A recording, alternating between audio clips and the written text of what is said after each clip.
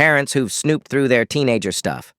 What's the weirdest thing you've ever come across? 1. I went to my 10-year-old daughter's school for parent-teacher conferences and opened her locker to take a look inside. There wasn't much in it, but lying in the bottom was a book from our local library about how to plan a wedding. Not a fun one with pictures of wedding dresses and stuff.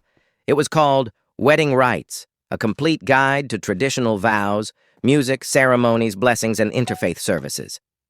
I was baffled, and her teachers and I had a good laugh about it.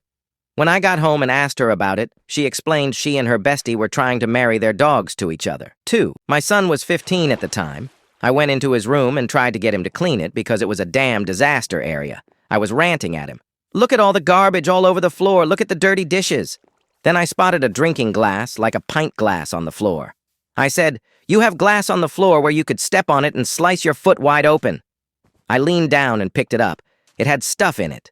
I took a closer look. He had stuffed it with a couple of socks in the bottom and taped a nitrile glove over the top.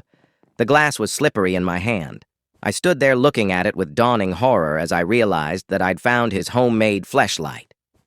I just set it down on the floor and walked out. We've never spoken of it since. 3. When I was 19, I came home from a night out with my girlfriends to my mother, hysterical and crying, dramatically asking, "How could you this to me?" She had found a sandwich bag with an unknown substance in it and somehow came to the conclusion that it was heroin, and I had secretly turned into a drug addict. It was small bacon-flavored dog treats for our Chihuahua, which I had portioned out so they wouldn't get stale. Pretty obvious that my mother had no idea what heroin looked like. 4. My mom would trash my bedroom every Friday. She was looking for weed, which I did not smoke. She'd dump my drawers on the floor, take my clothes off the hangers, and turn the pockets out. The further she got without finding what she was looking for, the angrier she got, and the more destructive. Then, when I'd get home from school, she'd say I had 15 minutes to clean my room or I was grounded for the weekend. There was no way for me to meet her demands.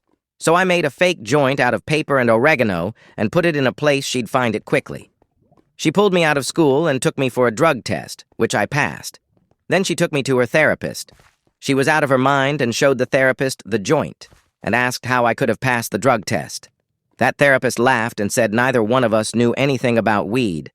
Anyway, she stopped searching my room like that. I now understand that after my parents divorced, my mom was terrified of losing me, so she did terrible things to ensure I had nobody but her. That did not work out the way she planned. 5. I had a decoy diary throughout high school that was very obviously hidden between my mattress and box spring. I wrote in it from time to time very superficial BS to keep the ruse going. I caught her reading time to time, and while the violation was very real, the satisfaction that she knew nothing about my life was hard to hide. My real diary, I kept on my person 100% of the time, disguised as a Bible LOL. I took the cover off my school-issued Bible and glued it to my real diary and carried that around. In the same vein, I hid my weed, lube, condoms, and fake ID in a hollowed-out organic chem textbook on my shelf. Also my stash of unpaid parking tickets, LOL, FF, to when I was moving out in my mid-20s. We'd moved a lot in the last year, so my childhood things were pretty much still in boxes, so we were opening them and deciding what I actually wanted to keep versus toss. My mom found my decoy diary in the trash and freaked out about my loss of cherished memories. At this point, I couldn't stop myself from laughing and admitted to everything, from the fake Bible to the hollow textbook. She had no idea. I wasn't even a bad kid. The fake ID was to get into concerts. I didn't drink until it was legal, because I just didn't care to. The weed and pipe I was hiding for a friend for a week while she moved, so her parents didn't find it. And condoms and lube? College edition. Straight A student who never partied, and my mom was convinced I was a bad kid and forced a 9 p.m. curfew through college and then wondered why I never came home.